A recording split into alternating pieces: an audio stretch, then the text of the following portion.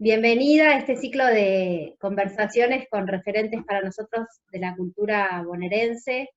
Eh, Hoy conversamos un poco con Julieta, de presentarte a vos, Estela Cerone, primero para que un poco el que quiera ver esta conversación sepa bueno, que sos docente, que sos militante del campo popular, que has estado presa por cuestiones políticas, que sos docente de música, que has dirigido coros, que has sido directora de la Escuela de Estética, que has también trabajado con lo del Festival Cervantino, que has sido directora de Cultura de la Municipalidad de Azul, que realmente en Azul y en muchos otros lugares de la provincia sos un referente, entonces nosotros teníamos ganas bueno, de entablar un diálogo con algunas preguntitas en relación a justamente algo que tenemos en común, que es el camino de la cultura,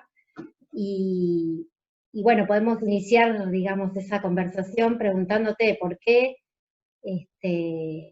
decidiste hacer, digamos, una militancia desde ese campo, ¿no? Desde el campo de la cultura, cómo lo considerás, cómo te apareció a vos como oportunidad de, de militar. Contanos un poco.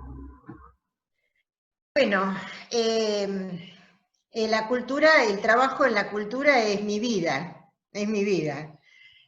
Yo creo que es el ámbito donde se resuelven muchísimas contradicciones y donde uno puede, eh, porque vamos a empezar por acá.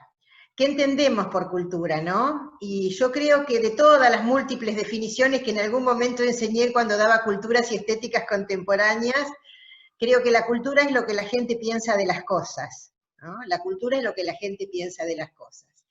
Por eso me parece que la cultura es un campo de una batalla permanente, porque está la lucha, esa lucha por lo que la gente piensa de las cosas. Entonces, ¿por qué trabajo en cultura?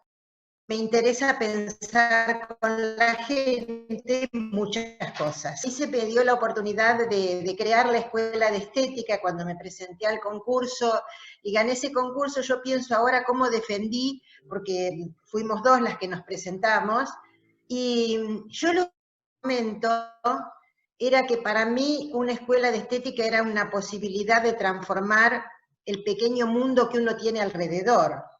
Porque imagínense ustedes trabajar con los lenguajes artísticos. ¿Qué es lo que no se puede hacer desde los lenguajes artísticos? Se puede hacer absolutamente todo. Pero además yo trabajé en esa época donde vieron como una respuesta única, esta es la única salida. Y lo que trabajaba mucho con los chicos y sobre todo con los padres, que yo decía, los chicos que vienen a la escuela de estética son chicos que van a salir de acá más inteligentes. ¿Pero por qué más inteligentes? Porque ellos van a saber que a un problema no hay solo una solución. Porque los lenguajes artísticos te plantean que a vos te dan una problemática y las resoluciones son múltiples. ¿Tá? Y esto te abre la posibilidad de pensar frente a los problemas múltiples alternativas. Y la otra cuestión que me parece interesante, por un lado está el trabajo en pensar con otros, y sobre todo con niños y con jóvenes. Y la otra cuestión que para mí es fundamental es que los lenguajes artísticos te permiten trabajar con otros. Y en este siempre generamos proyectos que tuvieran impacto social. A veces pensábamos que era como una duplicación de la Dirección de Cultura, ¿no? Porque generábamos proyectos así muy ambiciosos como trabajar sobre el patrimonio, la defensa del patrimonio de la ciudad, trabajar con los pibes para que cayera esa idea de que en Azul no pasa nada ni hay nada, es decir, conocer su ciudad y amarla, conocer la historia de la ciudad, conocer los pueblos cercanos y relacionarse. O por ejemplo, una vez me acuerdo, se venían las elecciones y armamos un proyecto en la Escuela de Estética que se llamaba Viviendo la Democracia. Entonces la propuesta fue armar un centro de estudiantes. Entonces los de plástica armaban carteles, los de música hablaban jingles, los de literatura armaban consignas y discursos para los candidatos.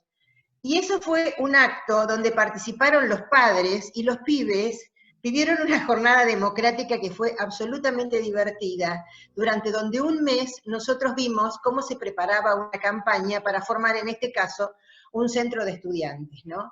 Y evidentemente todo está atravesado por lo ideológico, porque uno desde una escuela de estética puede ser un conjunto de tallercitos que pintan, ay, los chicos son tan inteligentes y trabajan tan bien solos, hacen todo solos. Entonces yo siempre digo, si los chicos hacen todo solos, ¿para qué precisas venir a la escuela? ¿No? Entonces, nosotros desde ahí trabajamos siempre desde este lugar de la memoria, de la recuperación del patrimonio, de las luchas que se daban dentro del sistema educativo, de conversar con los chicos sobre lo que pasaba en el mundo. Yo me acuerdo que entraba a la escuela de estética y cuando entraban todos me sentaba y les decía, ¿ustedes vieron lo que pasó hoy? ¿Ustedes se enteraron que hubo bombas en, suponete, en tal lado? ¿No? O ustedes saben que hoy es 24 de... Bueno, eso no, porque el 24 de marzo siempre lo preparábamos desde mucho tiempo antes, ¿no? Pero, ¿saben que un 22 de agosto en Trelew murieron tantos prisioneros? Y esas cosas que los chicos decían, a mí me gusta venir a esta escuela porque se hablan cosas que no se hablan en la otra. Y sobre todo, no solamente trabajar con los chicos, sino trabajar con los padres y con la comunidad. Y esto es lo que me fue dando una impronta de reconocimiento dentro de la sociedad, porque entonces todos querían trabajar con la escuela de estética, ¿no? Y si articulamos por esta propuesta, y si vienen a cantar, bueno, el coro juvenil fue también otra instancia muy importante con los pibes, porque no es que solo veníamos a cantar, nosotros siempre conversábamos mucho sobre todo, sobre todo. Me acuerdo una vez en esto de los desafíos, ¿no? Que los pibes estaban haciendo pancartas, porque no me acuerdo. Es decir, para mí la escuela de estética, hablo de eso y después si quieren hablamos de otras cosas, ¿no?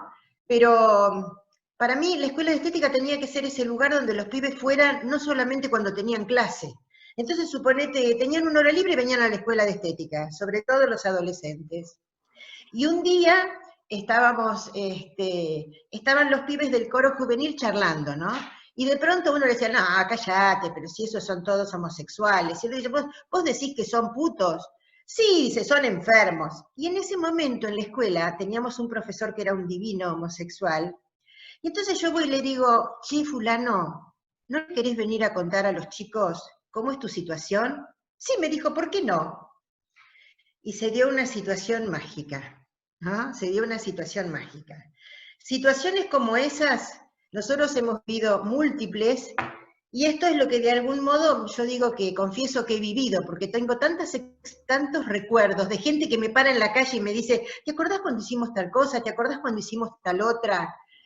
Y sobre todo, nosotros cuando nos relacionábamos, escuela decíamos de puertas abiertas, pero en serio. Y uno de los proyectos que ahora vamos replicando y replicando, es que a mí me interesaba que toda la ciudad se involucrara en esto que era Azul Ciudad Cervantina.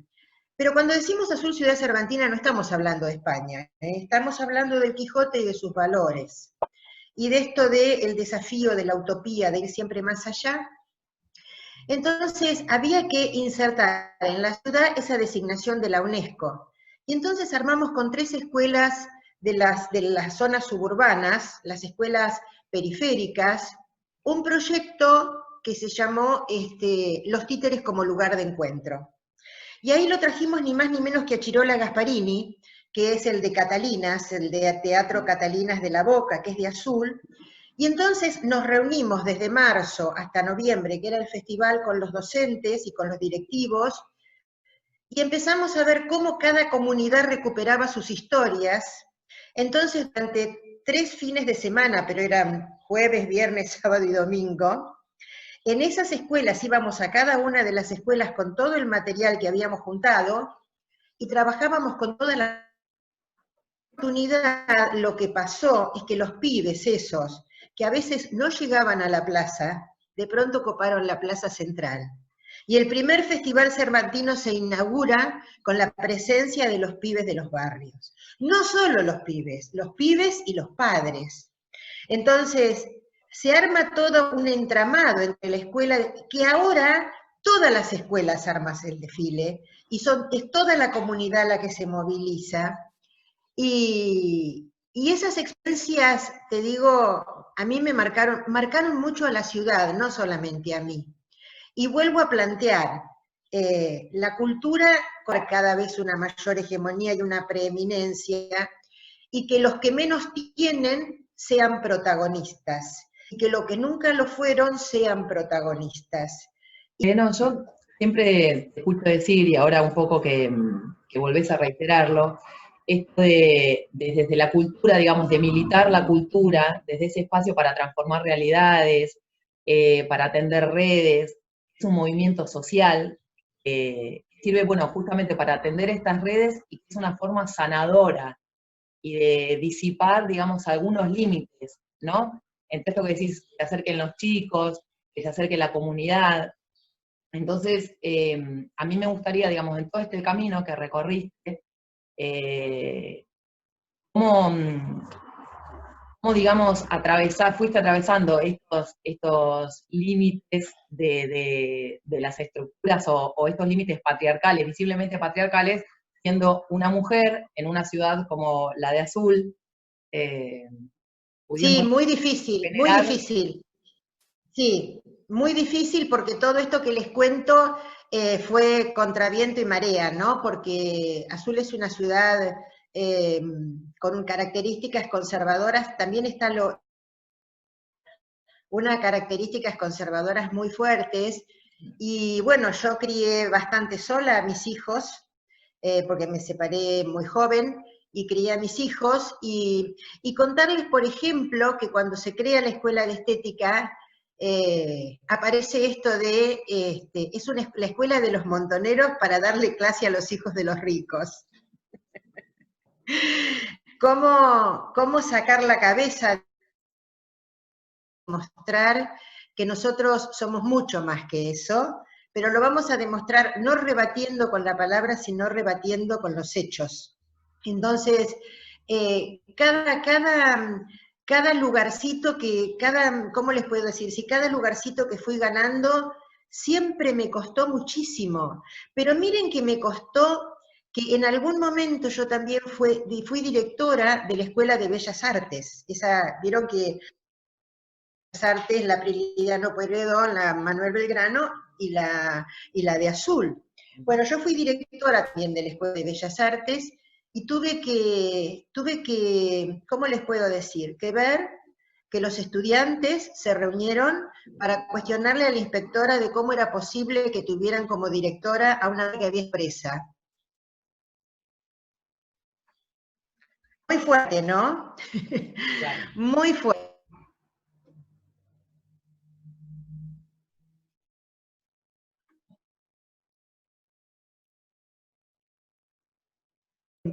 Va eligiendo y va diciendo, bueno, trabajo con estos o trabajo con los otros, y siempre que uno trabaja seleccionando, es como en el cuento ¿cómo se llama? De la Bella Durmiente. A la que no la invitaron, después se enojó y te clavó todos los puñales. Entonces, en esta ciudad, cuando uno selecciona, como creo que en todos lados, no todo el mundo queda conforme. Ahora, no, les puedo asegurar que en este trabajo siempre íbamos por más, ¿no? Entonces, en un determinado momento, ¿saben lo que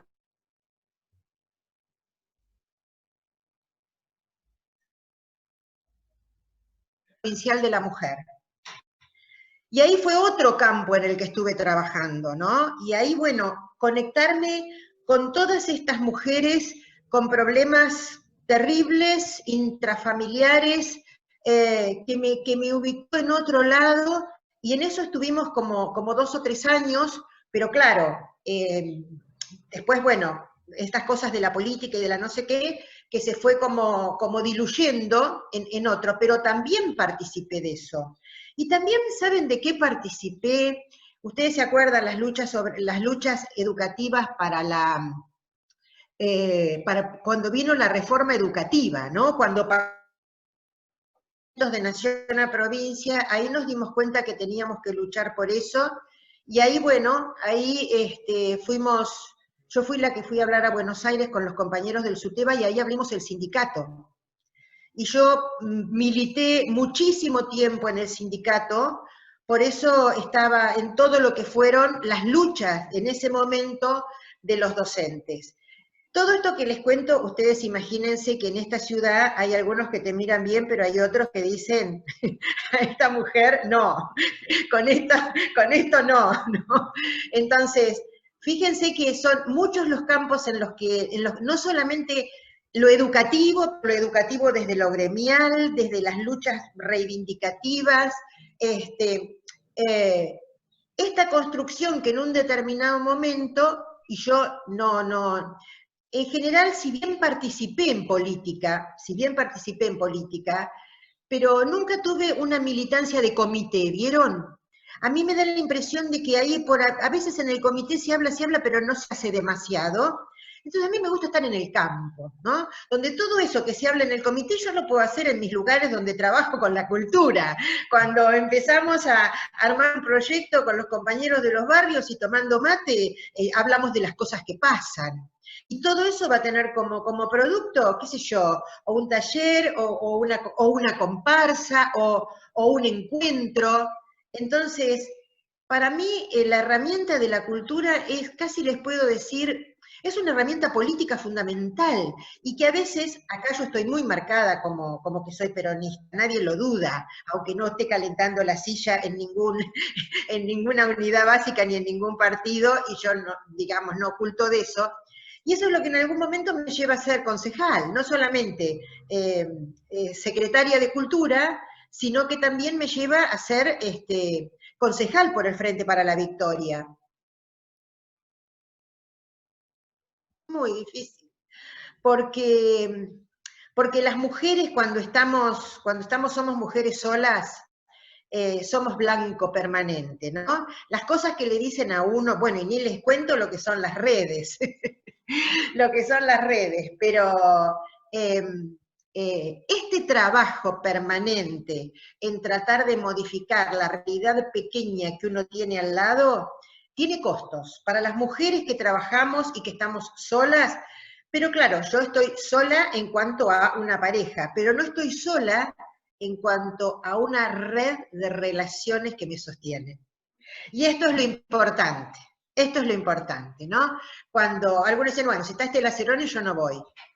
Pero hay otros que dicen, bueno, pero si no está Estela Cerone nosotros no vamos. Pero es a ese nivel el debate, es a ese nivel. Y a veces yo siempre digo que son los enemigos que me honran, ¿no? Porque uno no puede ser amigo de todo el mundo cuando ideológicamente están las antípodas, aunque la cultura te permite aún, con esa gente que uno está en las antípodas, sentarse, armar un evento, un espectáculo, también te lo permite. Y en ese sentido no soy ni prejuiciosa ni resentida. Creo que hay que trabajar con todos. A ver, sabiendo quién habla, ¿no? Mira quién habla. Uno sabe con quién se sienta y qué es lo que dice y qué es lo que va a decir. Pero tiene la obligación de buscar puntos en común y trabajar. Cuando el objetivo está claro, hoy por ejemplo, nosotros teníamos toda la problemática de que el Festival Cervantino parecía que este año no se hacía. Y el Festival Cervantino es la ventana de Azul al mundo. Y entonces nos unimos. Yo soy parte de una asociación civil que se llama Asociación Civil Azul Ciudad Cervantina, soy la secretaria, pero nos juntamos con otras personas de la comunidad y empezamos a salir en los medios y a producir hechos, y hoy el festival se hace. ¿Tá? Y hoy el festival se hace. Y además de todo eso, yo formo parte de la comisión ejecutiva. ¿Ah? Entonces, más allá de determinados resquemores políticos que algunos tienen, trabajamos juntos. Pero les puedo asegurar que esta pandemia nos ha servido para relacionarnos con innumerable cantidad de gente, y creemos que, la idea nuestra es que esta pandemia, esta dificultad, se tiene que convertir en un desafío y una posibilidad. Y desde ahí estamos trabajando. Entonces, estamos trabajando con los pibes que presentan proyectos del freestyle, ¿no? Todo esto que es maravilloso.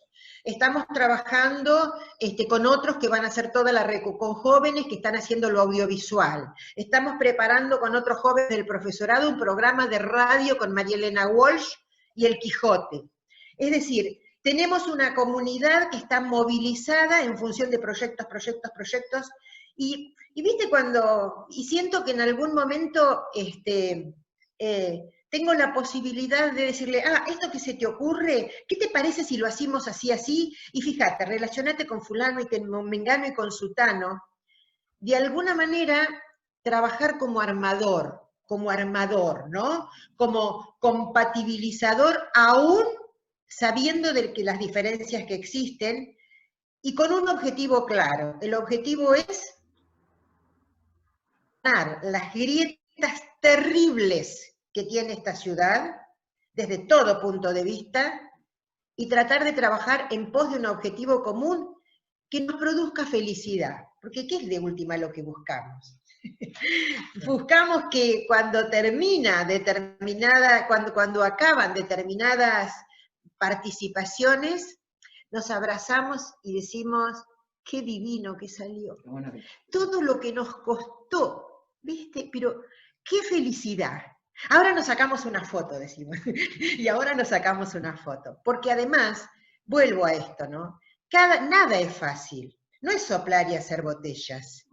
Y además de todo, trabajar con las relaciones humanas, porque los grupos humanos son complejos, y aún con la gente, con los compañeros, hay que articular todo el tiempo. Y bueno, eso es lo que me permite que a mí no me alcance el día, chicas. Yo hoy me levanté a las 5:30 de la mañana y a las 6 estaba en la computadora, y hoy no sé a qué hora termino, pero qué suerte. Que no me esté preocupando si mi hijo está enfermo, si no está enfermo, si la nena, si no, también me preocupo por eso. Pero tener la cabeza en la gente, en cómo trabajás con la gente. Y siempre en todo lo que hago, la pregunta, y a todos le hago, es ¿para qué? Lo que vos vas a hacer, ¿para qué? Porque si es para nada, a ver, si es solamente para que venga el chaqueño palavecino a la plaza y juntar 2.000 personas, no me interesa, ¿viste? A lo mejor lo convocamos a Drexler, o qué sé yo, o alguien, o a Yusa, la cubana, y a lo mejor no hay 3.000, hay 200 o 500, pero estamos trabajando en función de darle la batalla cultural a los medios masivos de comunicación. Y eso nunca se nos pierde de vista. Nosotros trabajamos para dar visibilidad a los que no la tienen. Claro, vos justamente decís esto, el para qué, y me parece importante para quién, digamos, también, a quién está destinado, a quién uno quiere llegar con esas redes, o ayudarlo a que supere determinadas diferencias. Esto que vos lo decís todo el tiempo, de tender redes, lazos todo el tiempo, y un poco desmistificar esto de lo que es la política partidaria, que es como una gran idea que se tiene, que la política es mala desde ese lugar, pero yo creo que todos, cada uno de nosotros, es un ser político, es un sujeto político, es un sujeto de derecho. Cada día en nuestra cotidianidad todos hacemos en mayor o menor escala política. Entonces este concepto, totalmente, o esta idea de armar justamente el entramado para que lo que nos una sean los proyectos, y los proyectos artísticos y los proyectos culturales, amplían el abanico de posibilidades, va mucho más allá de cada uno, porque en definitiva esto, Estela, vos te empieza a trascender también, ¿no? Totalmente. Sí, me trasciende totalmente porque, porque son múltiples los que se van relacionando, ¿viste? Es multiplicador. Y en realidad yo me doy cuenta que lo que hago cuando hablo con la gente, me suelen decir, suponete, hace una semana o 15 días grabamos un programa para una FM de Bélgica, hablando de la ciudad. Y entonces el tipo dice, ay, pero usted tiene un apasionamiento, señora. Usted tiene... Sí, porque uno lo siente de esta manera. Y en esto de trascender y llegar a lugares, uno de los lugares en los que nosotros trabajamos estos años anteriores fue en la cárcel, en la Unidad Séptima de Penales. Fue una experiencia, puedo asegurar, maravillosa, porque la directora del secundario y también la del primario me invitó para que ellos participaran del Festival Cervantino, para que leyeran no sé qué, y entonces yo fui a hablar varios días con ellos. Y ustedes no saben lo impactante cuando entraba a los salones y les decía, porque yo sé lo que les pasa a ustedes, porque yo estuve presa. Era una cosa que de ahí en más se abría un universo. Bueno, esos pibes no solamente pintaron sus salones de la cárcel con imágenes cervantinas, sino que la promoción del año pasado, ¿saben cómo se llamó? Soy Quijote. Y Soy Quijote, y se pusieron la remera, y los profesores le hicieron una torta, y decía Soy Quijote. Entonces, son experiencias, y justamente en el festival anterior, en el 2018, vino Osvaldo Quiroga, ¿no? El del Refugio de la Cultura, y dio la casualidad, le dije, Osvaldo, vamos a la cárcel. Entonces fuimos un montón de gente al acto de egresados. ¿Cómo habrá sido el impacto de Osvaldo Quiroga?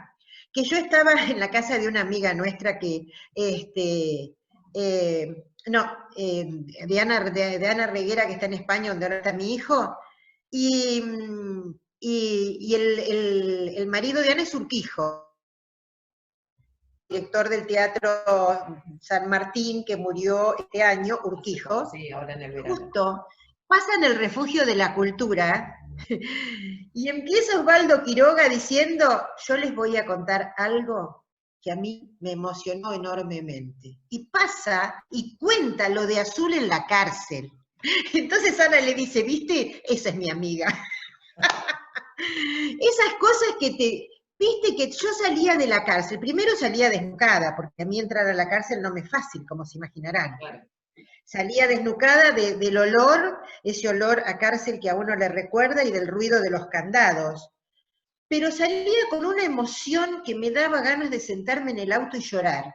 Pero no llorar de tristeza, llorar de la emoción.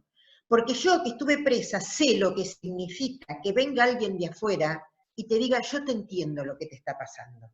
Yo comparto lo que te está pasando. Y vos te merecés otra vida. Vos podés pensar en otras cosas. Busquemos las alternativas para que cuando vos salgas seas capaz de soñar en utopías. Hay otras salidas. Estas cosas, qué sé yo, que les estoy contando de todos los lugares a los que hemos ido llegando, por eso les digo, a los barrios, al centro, con los pibes de los distintos lugares. Y cuando fui secretaria de Cultura, lo primero que hice fue armar talleres en todos los barrios, en todos. Porque lo que yo necesitaba, lo que a mí me parecía, tenía un equipo de trabajo precioso, que el intendente en ese momento me dio la posibilidad. Porque esta es la otra cosa que quiero decir, que me parece fundamental. Muchos decían, bueno, la escuela de estética es la escuela de Estela Cerone. Y yo decía, no. Si no hubiera un equipo de docente como el que hay, yo sola no soy nadie. Esto del nosotros, yo lo tengo absolutamente internalizado. Uno, sin los demás, no es nadie. Entonces, yo soy en la medida que trabajo con gente. Trabajo de manera horizontal. Por ahí se me ocurren algunas cuestiones, porque esto de estar en la escuela de estética me brotan los proyectos. Pero esos proyectos no quedan como yo los pienso. En esta tiempo con 5, 10, 15, 20 personas, eso se va enriqueciendo. Entonces, nada sería yo si no hubiera contado siempre con grupos de gente diversa que fue variando, con la que pude trabajar. ¿tá? Esta idea me parece central. Yo no soy yo. Yo soy un nosotros que construye. Sin ese nosotros, uno no sería nada. Porque hubo lugares donde no conseguí, donde no pude transformar, porque no encontré ese nosotros. Por lo tanto, cuando uno piensa en la transformación de la realidad, si no logra empatía, comunión, sintonía, no se puede. Entonces, yo estoy muy agradecida a esta ciudad y a la gente con la que he trabajado en esta ciudad, de la que me han quedado lazos entrañables, ¿no? Por eso cuando yo digo, bueno, yo en esta ciudad estoy sola, no tengo a nadie, no, mentira, no están mis hijos, no está mi familia, pero tengo esto de la gente que te para en la calle y te dice, ay señora, ¿cómo trabaja usted? Yo señora, usted la conozco de la televisión. Ay, señora, cómo me gusta lo que usted dijo por la televisión el otro día. Entonces yo digo que cuando me estoy triste y amargada y me quiero suicidar, me voy a dar una vuelta al centro porque siempre me encuentro con alguien que me dice, ¿cómo me gusta, señora, lo que hizo tal día o lo que dijo en tal otra? Entonces, más allá de todo lo que uno ha vivido, porque yo estuve 7 años presa, yo creo mucho en esta frase que nosotros pusimos en el libro Nosotros, ¿no? Que lo importante no es lo que hicieron con nosotros, sino lo que nosotros hicimos, lo que hicieron de nosotros, ¿no? Lo que nosotros hicimos con eso. Y bueno, yo siento como este trabajo cultural que siento como, ¿cómo les puedo decir?